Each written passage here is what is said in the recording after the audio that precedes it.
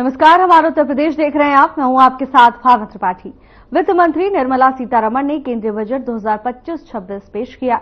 बता दें कि निर्मला सीतारमण ने वित्त मंत्री के रूप में संसद में लगातार 8वीं बार बजट पेश किया है। वित्त मंत्री ने मिडिल क्लास को इस बजट में बड़ी राहत दी है और इसके साथ कई चीजों के दाम भी कम किए गए हैं। तो वहीं सरकार ने कस्टम ड्यूटी कम करने का ऐलान भी किया है।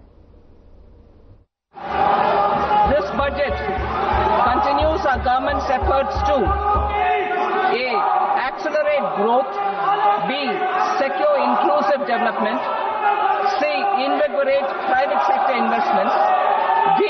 Uplift household sentiments, and E. Enhance spending power of India's rising middle class. Together, we embark on a journey to unlock our nation's tremendous potential for greater prosperity and global positioning under the leadership of Honorable Prime Minister Shri Narendra Modi. As we complete the first quarter of the 21st century, continuing geopolitical headwinds suggest lower global economic growth over the medium term. However, our aspiration for a Vikasit Bharat inspires us, and the transformative work we have done during our government's first 2 terms guides us to march forward resolutely. Our economy is the fastest growing among all major economies. Our development track record for the past 10 years and structural reforms have drawn global attention. Confidence in India's capability and potential has only grown in this period. We see the next 5 years as a unique opportunity to realize Sabka Vikas, stimulating balanced growth of all regions. The great Telugu poet and playwright Gurujada Appa Rao had said, "Deshamante matti kadoy, deshamante manushuloy," meaning a country is not just its soil, a country is its people. In line with this, for us, Vikasit Bharat encompasses zero poverty, 100% quality good school education, access to high quality, affordable and comprehensive health care, 100% skilled labor with meaningful employment, 70% women in economic activities, and farmers making our country the food basket of the world. In this budget, the proposed development measures span 10 broad areas focusing on Garib, youth, Annadata and Nari, spurring agricultural growth and productivity, building rural prosperity and resilience, taking everyone together on an inclusive growth path, boosting manufacturing and furthering Make in India, supporting MSMEs, enabling employment-led development, investing in people, economy and innovation, securing energy supplies, promoting exports and nurturing innovation. For this journey of development, our 4 powerful engines are agriculture, MSME, investments and exports. The fuel, our reforms, our guiding spirit, inclusivity, and the destination, Vikasit Bharat. This budget aims to initiate transformative reforms across 6 domains. During the first 5 years, these will augment our growth potential and global competitiveness. The domains are taxation, power sector, urban development, mining, financial sector, and regulatory reforms. Agriculture as the first engine. Now I move to specific proposals, beginning with agriculture as the first engine.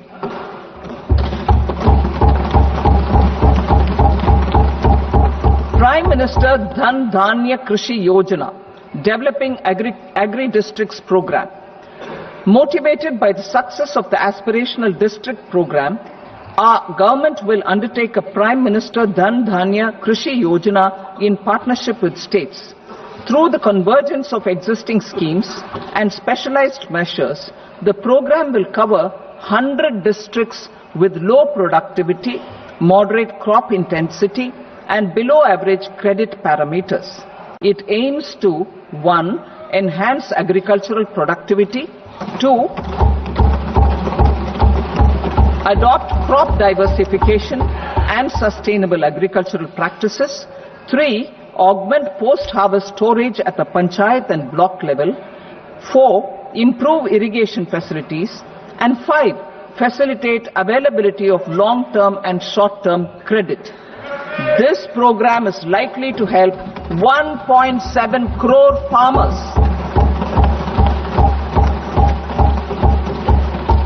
Building rural prosperity and resilience. A comprehensive multi-sectoral rural prosperity and resilience program will be launched in partnership with the states. This will address underemployment in agriculture through skilling, investment, technology, and invigorating the rural economy. The goal is to generate ample opportunities in rural areas so that migration is an option but not a necessity. The program will focus on rural women, young farmers, rural youth, marginal and small farmers, and landless families. The details are in Annexure A. Domestic best practices will be incorporated, and appropriate technical and financial assistance will be sought from multilateral development banks. In phase 1, 100 developing agri districts will be covered. केंद्रीय वित्त मंत्री निर्मला सीतारमण ने संसद में budget पेश किया, जिसमें उन्होंने हर वर्ग के लिए अपने पिटारे से कुछ न कुछ देने की कोशिश की है। और इसी सिलसिले में उन्होंने किसानों, मत्स्य पालन और डेयरी को लेकर कहा कि किसान क्रेडिट कार्ड 7.7 करोड़ किसानों, मछुआरों और डेयरी किसानों को अल्पावधि ऋण की सुविधा प्रदान करता है। संशोधित ब्याज अनुदान योजना के तहत केसीसी यानी कि किसान क्रेडिट कार्ड के माध्यम से लिए गए ऋण के लिए ऋण सीमा 3 लाख रुपए से बढ़ाकर 5 लाख रुपए करने की बात कही है। Cards facilitate short-term loans for 7.7 crore farmers, fishermen, and dairy farmers. The loan limit under modified interest subvention scheme will be enhanced from 3 lakh rupees to 5 lakh rupees for loans taken through the KCC.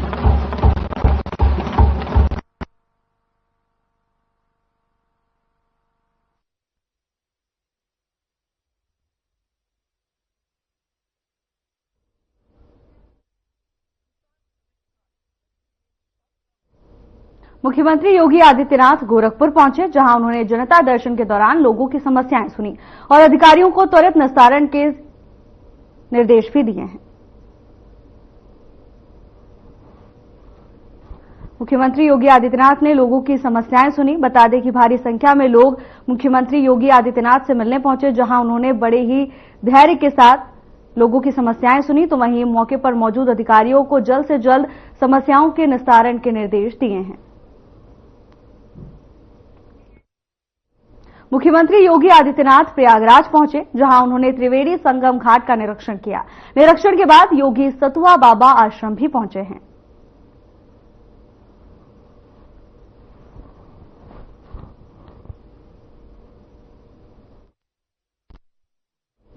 Prayagraj में संगम स्थल पर मची भगदड़ के बाद CM ने प्रशासन को स्थिति नियंत्रण कर फिर से सुचारू रूप से गतिमान करने की अपील की थी, जिसको लेकर सीएम प्रयागराज में वर्तमान स्थिति को जानने के लिए महाकुंभ की ओर जाने वाली सभी सड़कों का हवाई सर्वेक्षण कर रहे हैं।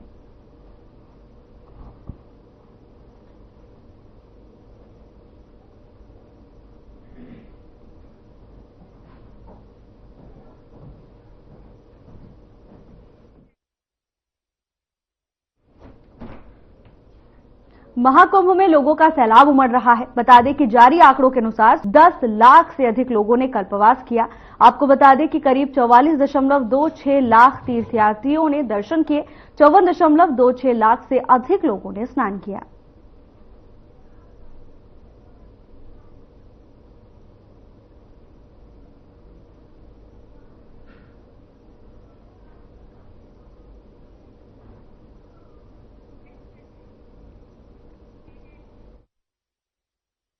यूपी में एक और एक्सप्रेसवे आपको रास्ते को सुगम बनाने जा रहा है। ये नया एक्सप्रेसवे गंगा एक्सप्रेसवे को जेवर एयरपोर्ट से जोड़ेगा। बता दें कि ग्रेटर नोएडा का जेवर एयरपोर्ट यूपी का ग्रोथ हब बनेगा। निर्यात को नई दिशा देने के लिए जेवर एयरपोर्ट से पूरे प्रदेश को जोड़ा जा रहा है, तो वहीं इसके तहत जेवर एयरपोर्ट को गंगा एक्सप्रेस से जोड़ने के लिए नया लिंक एक्सप्रेसवे भी बनेगा। आपको बता दें कि इसे यमुना एक्सप्रेसवे के जरिए 24 किलोमीटर पहले से जोड़ा जाएगा और इसकी अनुमानित लागत 4,415 करोड़ रुपए होगी। ये लिंक एक्सप्रेसवे 76 किलोमीटर लंबा होगा और इसके लिए यूपीडा का नोडल एजेंसी नामित किया गया है। इसका अंतिम बिंदु गंगा एक्सप्रेसवे से जुड़ेगा। तो वहीं वर्तमान में आगरा लखनऊ एक्सप्रेसवे, पूर्वांचल एक्सप्रेसवे और निर्माणाधीन गंगा एक्सप्रेसवे पश्चिम से पूर्व दिशा की तरफ प्रदेश के बीच से गुजर रहे हैं। केवल बुंदेलखंड एक्सप्रेसवे और गोरखपुर लिंक एक्सप्रेसवे उत्तर दक्षिण में स्थित है।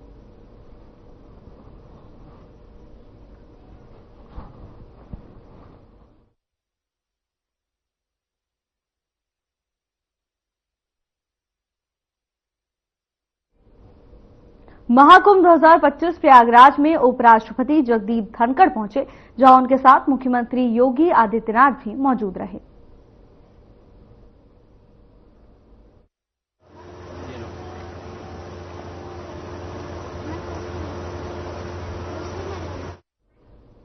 मुख्यमंत्री योगी आदित्यनाथ के साथ जगदीप धनखड़ नजर आ रहे हैं। बता दें कि प्रयागराज पहुंचे हुए हैं।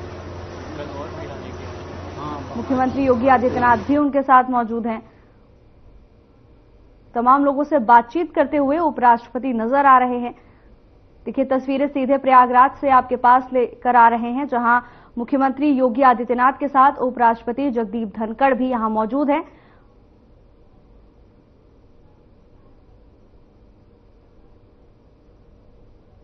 तस्वीरें प्रयागराज से हैं, जहां उपराष्ट्रपति जगदीप धनखड़, इसके साथ ही सूबे के मुखिया योगी आदित्यनाथ प्रयागराज में एक साथ मौजूद हैं।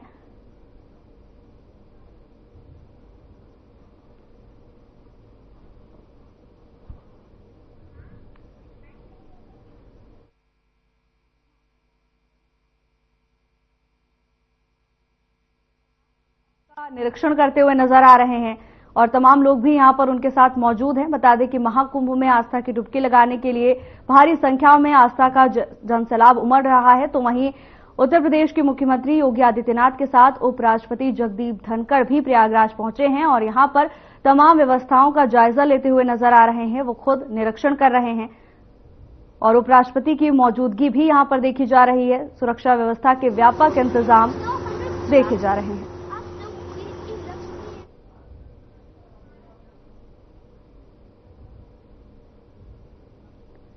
व्यवस्थाओं का जायजा लेने के लिए उत्तर प्रदेश के मुख्यमंत्री योगी आदित्यनाथ प्रयागराज पहुंच चुके हैं। तमाम व्यवस्थाओं का निरीक्षण करते हुए नजर आ रहे हैं और तस्वीरों में उपराष्ट्रपति जगदीप धनखड़ भी उनके साथ मौजूद नजर आ रहे हैं।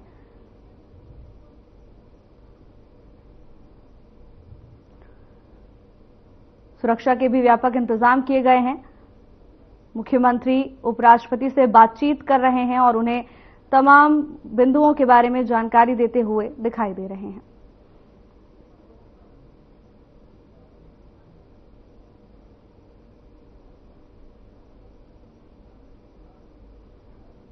कड़ी सुरक्षा भी यहां पर देखी जा रही है।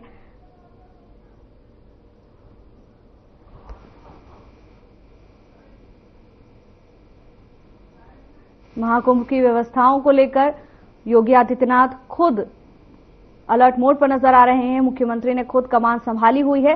खास बात यह भी कि उपराष्ट्रपति जगदीप धनखड़ भी यहां पर पहुंचे हुए हैं और लगातार मुख्यमंत्री से संवाद करते हुए दिखाई दे रहे हैं। मुख्यमंत्री भी उन्हें तमाम जानकारियां देते हुए नजर आ रहे हैं और इसी बीच सुरक्षा के इंतजाम भी आपको दिखा दें, सुरक्षा के भी व्यापक इंतजाम किए गए हैं।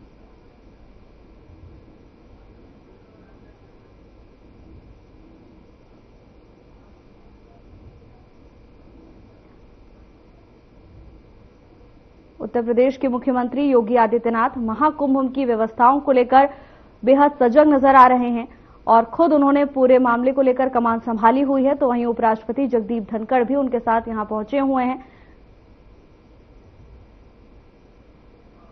तमाम अधिकारी भी यहां पर मौजूद नजर आ रहे हैं और लगातार मुख्यमंत्री उपराष्ट्रपति से संवाद कर रहे हैं, उन्हें तमाम बातों को लेकर जागरूक करा रहे हैं।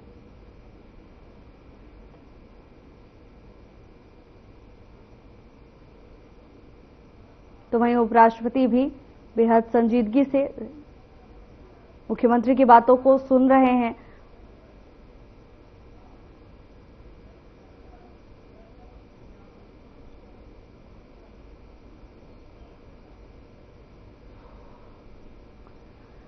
सीधे प्रयागराज से तस्वीरें टेलीविजन स्क्रीन पर, जहां मुख्यमंत्री योगी आदित्यनाथ के साथ उपराष्ट्रपति जगदीप धनखड़ मौजूद नजर आ रहे हैं।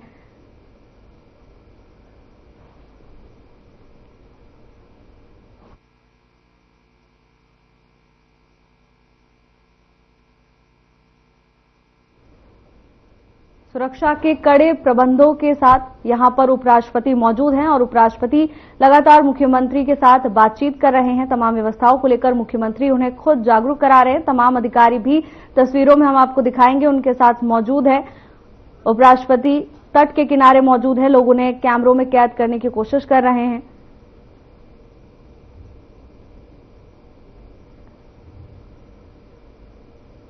सूबे के मुखिया और उपराष्ट्रपति जगदीप धनखड़ की ये तस्वीरें प्रयागराज से सामने आ रही हैं, जहां उपराष्ट्रपति प्रयागराज पहुंचे हुए हैं और महाकुंभ में इस वक्त मौजूद हैं। तट के किनारे मुख्यमंत्री योगी आदित्यनाथ और उपराष्ट्रपति के बीच संवाद देखा जा रहा है। अधिकारियों से भी लगातार बातचीत की गई। तमाम लोग यहां पर भी मौजूद थे और उपराष्ट्रपति से मिलने के लिए काफी उत्साहित भी नजर आए। देखिए, तट के उस पार भारी संख्या में लोग मौजूद नजर आ रहे हैं। ये मनमोहक दृश्य आपको आपके टेलीविजन स्क्रीन पर सीधे तीर्थों के राजा प्रयागराज से हम दिखा रहे हैं, जहां महाकुंभ का विशेष प्रबंध किया गया है और इन्हीं व्यवस्थाओं का जायजा लेने के लिए मुख्यमंत्री योगी आदित्यनाथ प्रयागराज पहुंचे हुए हैं। उनके साथ उपराष्ट्रपति जगदीप धनखड़ भी मौजूद हैं।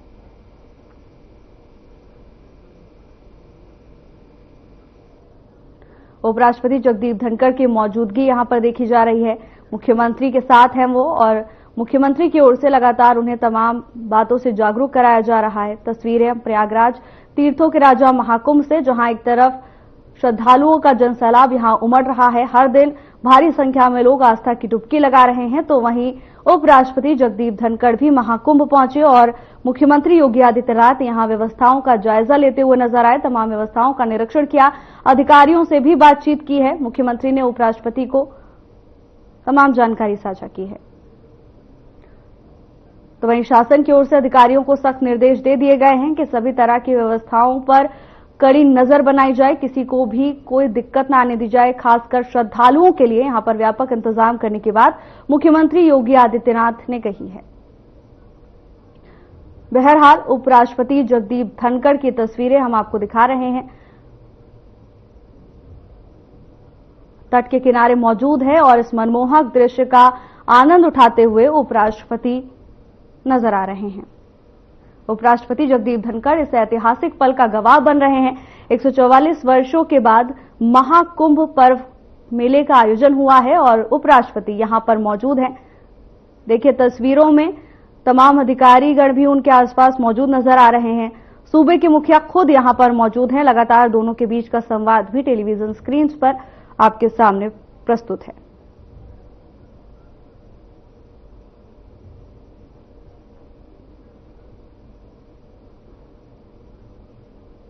मुख्यमंत्री योगी आदित्यनाथ के साथ उपराष्ट्रपति जगदीप धनखड़ की ये तस्वीरें, जहां उपराष्ट्रपति इस ऐतिहासिक पल का गवाह बनने के लिए प्रयागराज पहुंचे हुए हैं और सूबे के मुखिया भी उनके साथ मौजूद है। देखिए,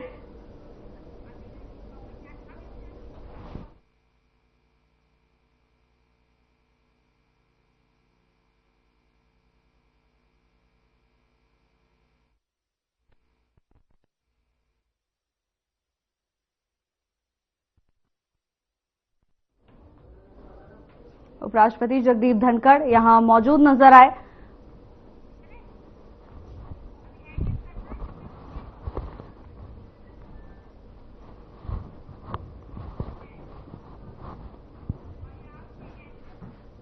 उपराष्ट्रपति जगदीप धनखड़ प्रयागराज पहुंचे। तस्वीरें हम आपको सीधे प्रयागराज से दिखा रहे थे, जहां 144 वर्षों के बाद महाकुंभ पर्व का आयोजन हुआ और इस ऐतिहासिक पल का गवाह बनने के लिए उपराष्ट्रपति यहां पहुंचे। मुख्यमंत्री योगी आदित्यनाथ भी उनके साथ मौजूद रहे। देखिए, इस दौरे को देखते हुए सुरक्षा के भी व्यापक इंतजाम किए गए थे और अब आपको प्रधानमंत्री नरेंद्र मोदी का बयान सुनाते हैं। बजट के बाद उन्होंने अपनी बात रखी, सुनिए क्या कुछ कहा। तेजी से बढ़ाएगा।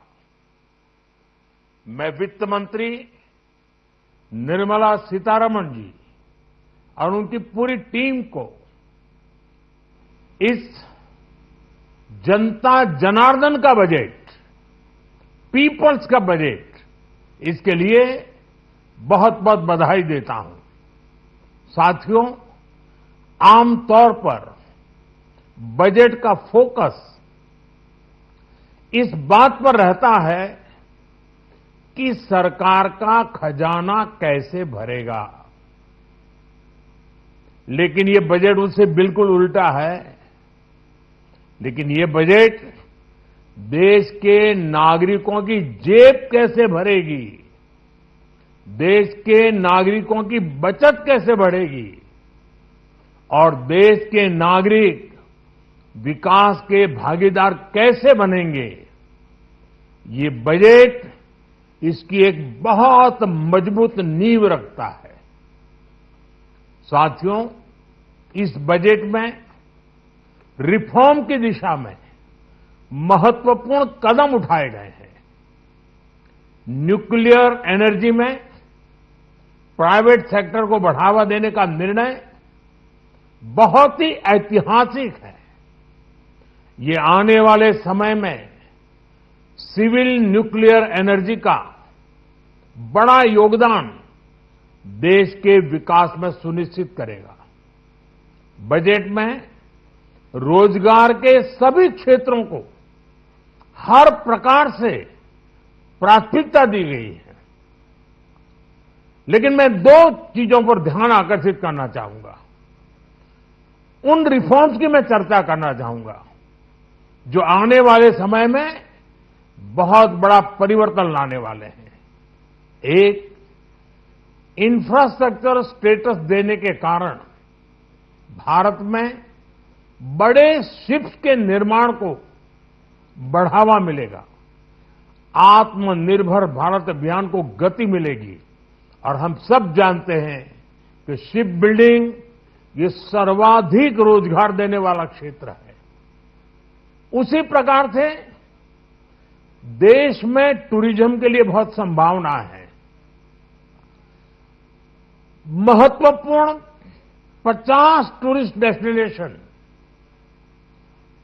वहां पर जो होटल्स बनाएंगे, उस होटल को पहली बार इंफ्रास्ट्रक्चर के दायरे में लाकर टूरिज्म पर बहुत बल दिया है।